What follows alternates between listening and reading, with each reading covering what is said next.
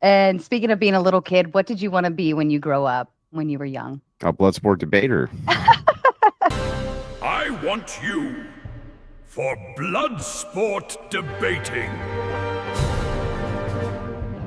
The United States of America is the greatest country in the history of the world. I want you for blood sport debating. Yeah, and like especially like when it comes to like this business, right? Like recently this was talked about here as like nepotism is the way you succeed, right? Here online? Yeah, and I want you for blood sport debating.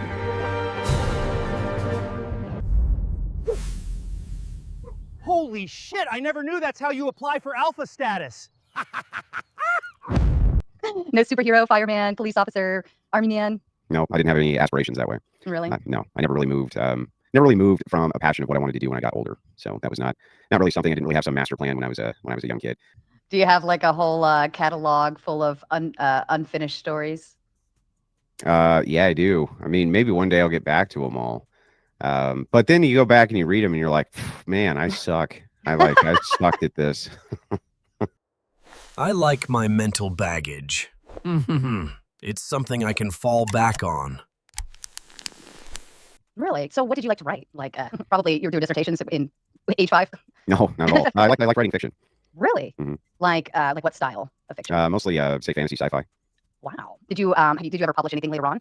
I didn't. What ended up happening is I got busy and just never completed anything ever. Yeah, just like never. So For the most part, I'm my own victim, but won't accept it. Our founding fathers understood that what makes a country great, it isn't necessarily its land, it's not its wealth, but it's the people that reside within it. No time in history before them had there been a constitution or a legal document set forth to govern a nation that relied on the individual and personal freedom and personal responsibility. That is the ideology that made the United States great and continues to make it great. Welcome to Safe Space Gladiators, where two enter with coping mechanisms, and only one leaves with a sponsorship deal and a superiority complex.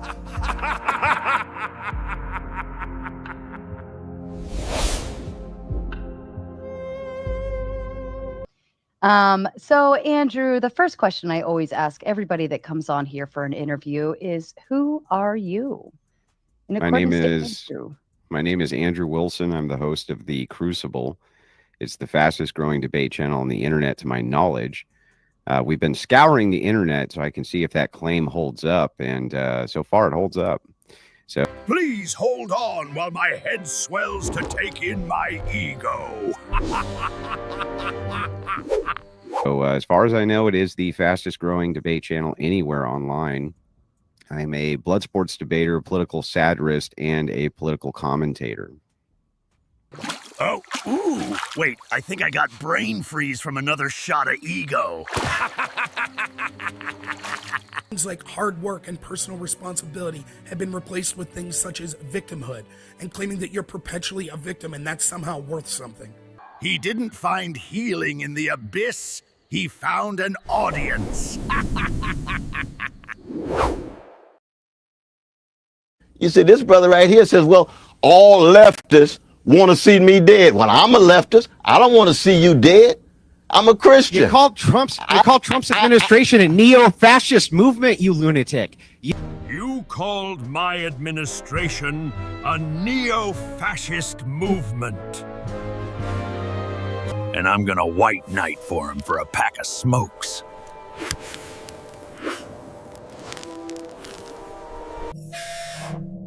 Two minutes later.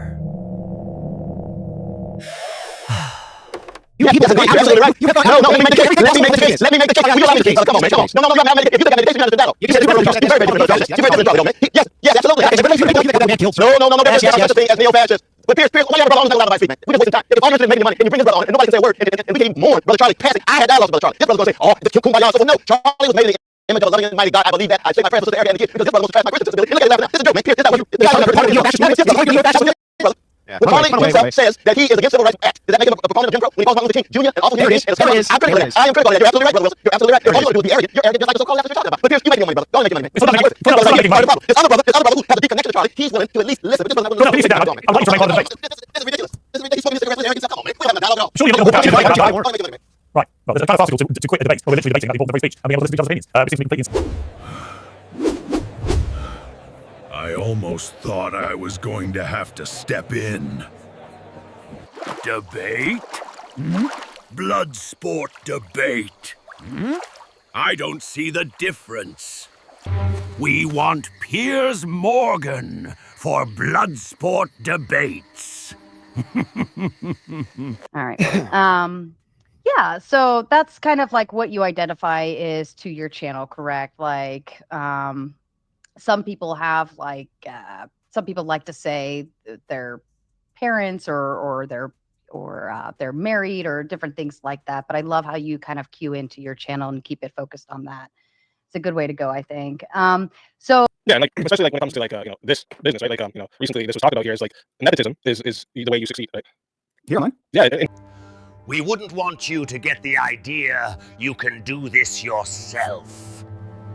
The election of Donald Trump was the first time in my life that we see the possibility of outing the corruption of this establishment. The color might be off, but the optics are high.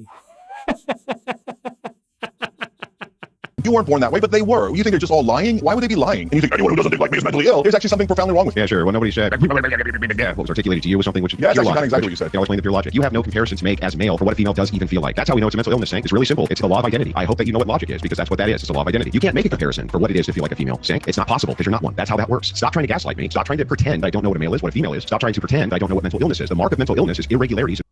So you obviously started with the COVID debates. What other debate topics did you get into after that? Or was it just so variable? Oh, yeah, it was all over the place. We debated everything from economics to religion to, I mean, just everything across the board. I used to admit when I was wrong. Then I learned a better trick, saying it was nuanced.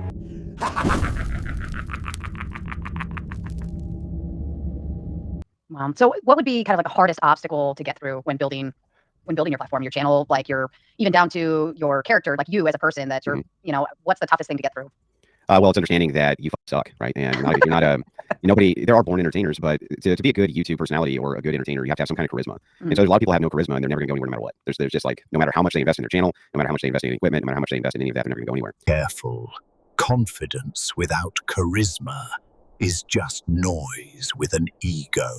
But then you have the other side of the coin, which is that there's people who are kind of natural born entertainers with a ton of charisma, but they won't reinvest anything. So the first 2.5 years, well, I get not 2.5, I guess 2 years. The first 2 years, I reinvested everything that was made on the channel back into the channel, and I would practice day and night inside different debate discords. I would practice everywhere that I could. I was always making bits and skits, and I probably scrapped 10 bits for every one that I actually released because I just didn't like them. So essentially, I put a lot of effort into it to build it from the ground up. And if you do the math, that's 10 bit non-bits per bit. So, at first I was laughed at, mocked, and scoffed, and told, you're never gonna get anywhere with this, and you're, basically retarded, and everybody hates you, and blah, blah, blah, blah, blah. It's the same shit you hear from everybody all the time. There's a huge pack of haters who follows me around the internet, which is fine, they can do that. But essentially what's happened is they were all wrong. So everyone was wrong. I put on one of the best debate platforms anywhere on the internet, in my opinion, ever. I don't think there's a better debate platform which exists. And I also combine political entertainment with the debate platform. And so there's content there for everybody. Narcissists don't stare into the abyss. They refresh it for likes.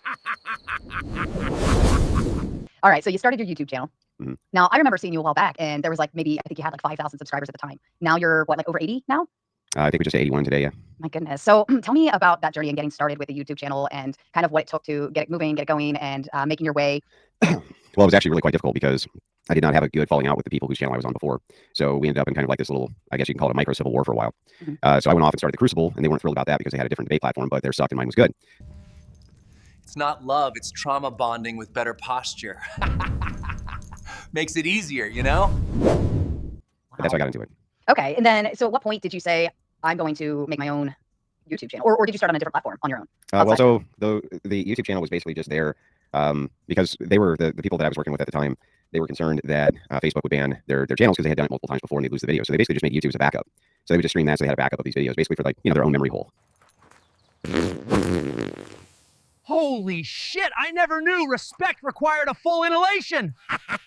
So what like tickled your fancy at it? Like, was it just fun doing it, or was it like, I'm just so good at kicking ass that I have to keep going? Well, I hate progressives. They suck more than anything on planet Earth. Progressives are awful human beings, and so any chance I get to air my grievances at these horrific people who have basically mutilated the nation and my countrymen, I try to go out of my way to do that if I can. So, I hear you're having a blood sport debate. I want you for blood sport debating.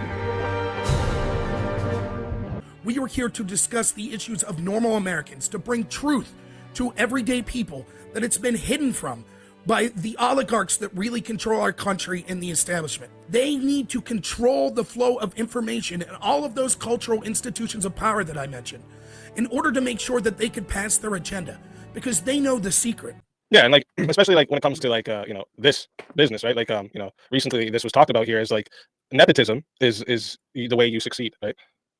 Here online? Yeah. So essentially, I put a lot of effort into it to build it from the ground up and then make connections all over the place, and you just kind of slowly build that way. But the big thing is making also the right friends. So we were blacklisted really early on by left-wing Twitch and left-wing YouTube, who absolutely hated my guts, and we did not have the audience at that point to fight back. He didn't find healing in the abyss. He found an audience. A normal American works 9 to 5, and they just want to be left alone by the government. And so now if you're gonna basically if you're gonna fight in the big leagues, you're gonna have people who are willing to tangle even in the comment section, in the poll section, this type of thing. So yeah, I mean we kind of came back with a vengeance. But I refuse to do it. I refuse to kowtow to these people, and I refuse to embrace their dumb, degenerate ideology in order to push my channel forward. This is how we engage our audience with our own insanity.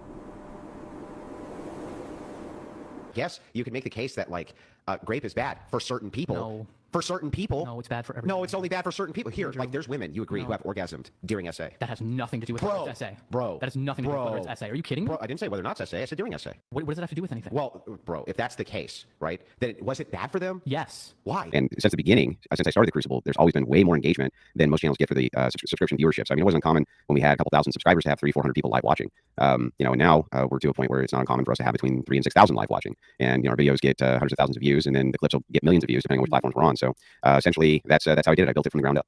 I mean, you know how insecure and pathetic you sound. You can't take you seriously. I get that you, I'll just finish. I get that you reckon that you're some big shock jock, and I know that you're desperately trying to be relevant, but you sound so insecure and so pathetic. You are Do you have an irrelevant. argument? Can you put the Duncan down for a second? Give me an argument. Do you have an argument? Or is it Sorry, I just haven't heard one from you. Yes, I'm giving multiple arguments for the social fabric of all society and how we can improve it, what we need to be doing, what we need to be moving towards. I give you all the stats, I give you You arguments. Can you give me a single all argument? the stats. You have the article. You know all about the universe and what's going to progress humankind. You're just a shock jock, mate. You're just pathetic. Nobody's going to listen to you. You're an aggressive, insecure man. We're not taking you seriously. Well, this is going to go viral. A lot of people are going to take me seriously. All I'm going to remember is I told you this trip down to Dunkin' Donuts long enough to make an argument. Now, can you make one or not?